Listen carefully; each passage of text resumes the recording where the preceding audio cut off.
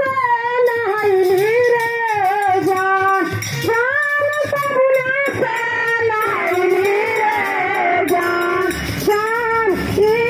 तनवा कगवा नोची नोची खाई है रे जान ये तनवा कगवा नोच नोच खाई रे जान ये तनवा कगवा नोची नोची खाई रे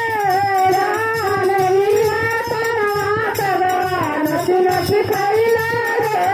हरी वरिया खाइया कगवा हृदय माटी जुठाइया रे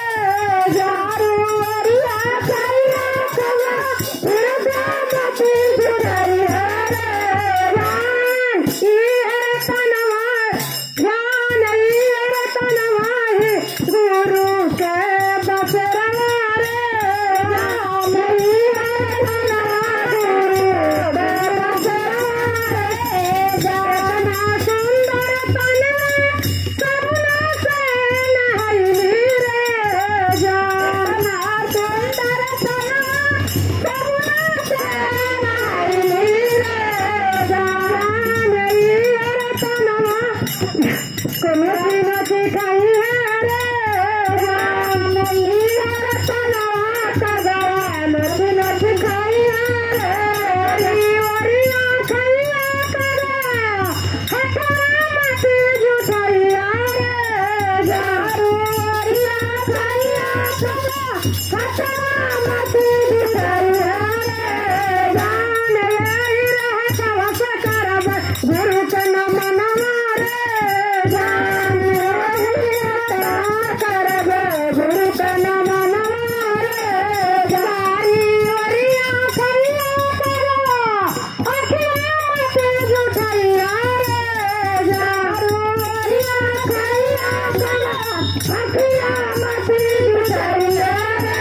जान यही रखिया से करब गुरु दर्शनवा रे जान यही रखिया से करब गुरु दर्शनवा रे जान यही रखिया से करब गुरु दर्शनवा रे जान यही रखिया से करब गुरु दर्शनवा रे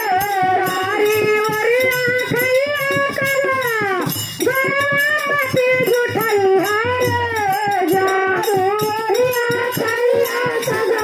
गरवा माटी जुठाइया रे जान यही गोरवा से करब चारो धमवा रे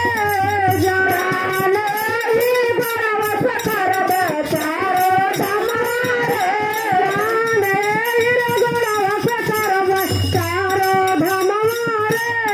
जान यही गोरवा से करब चारो धमवा रे सागुर बहना भोलेनाथ का नाम लेके अपन सारा शरीर बचा लेली